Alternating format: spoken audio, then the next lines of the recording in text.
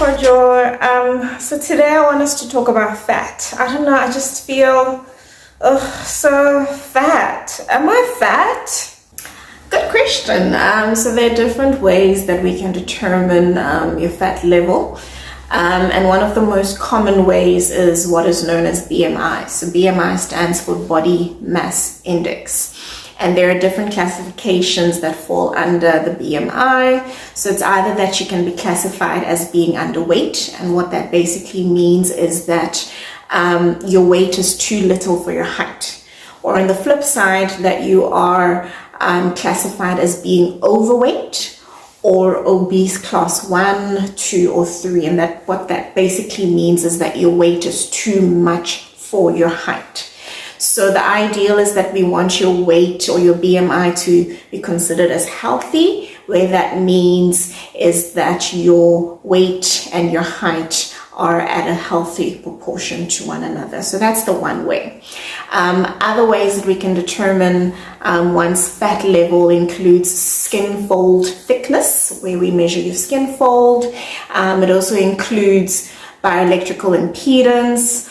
DEXA is another way. Hydrostatic weighing is also another way. We can also take certain measurements such as your MUAC, which stands for mid-upper arm circumference. Even your neck circumference can help us determine your fat level. Also your waist circumference, your hip circumference, and then also taking the ratio between your waist and your hip circumference. Okay. So if I want to have a healthy body weight, does it mean that I need to have 0% body fat? Definitely not. You should not be aiming for 0% fat. Fat actually plays very important roles in our diet. So we do need fat. Even though we need it in a small amount, we actually do need it. And ideally for males, it's recommended that they have anywhere between 8 to 25% fat stores in their body, whereas for women it is recommended that they have anywhere between 21 to 36% fat stores. So you it wouldn't be healthy to have a 0% fat store. You would definitely need some. Okay, then I've heard of all these different types of fats. It's monosaccharides, polysaccharides, I don't know, and poly and unsaturated and saturated and trans, and I don't know. Can you please educate me on the different types of fats? Yes, so you get different categories of fat. You get what is known as your saturated fat. These are mostly your bad type of fats that we want people to have very little of. And then you get what is known as your monounsaturated fatty acids and your polyunsaturated fatty acids. Those are healthy fats that we ideally want people to eat more. And then you get your trans fatty acids. And that is so bad that the WHO only recommends that we have less than 1% of that in our total energy. So those are the different categories of fat: your saturated, your trans fats, which are your bad, and then your polyunsaturated fatty acids and your monounsaturated fatty acids, which are your good fats. And then, we want you to eat more of that. But Vifodro, fat tastes so good. You know, that fat on the steak and the skin on the chicken. Are you saying that I should cut all that out completely? So you're very right. Indeed, fat actually does make our food taste good, and we'll be lying if we would say that it does not. So no, we're not saying that you should cut fats out of your diet completely. What we're saying is that you need to be mindful of the different types of fats. Remember that I mentioned that your saturated fats and your trans fatty fats are the type of fats that we need to limit because they're not that good for our health. So we need to limit those types of fats. And then the good ones would be your monounsaturated fatty acids and your polyunsaturated fatty acids. We need to try and eat more of that. So be mindful of the different types of fats that you get. Try and eat more of the good. And then be also mindful of the quantity. So how much of these good fats can we be having, and also how much of the bad ones should we be having. So with our saturated fats, they are usually solid at room temperature. So if you think of the fat that you would find on steak, for instance, it's solid at room temperature.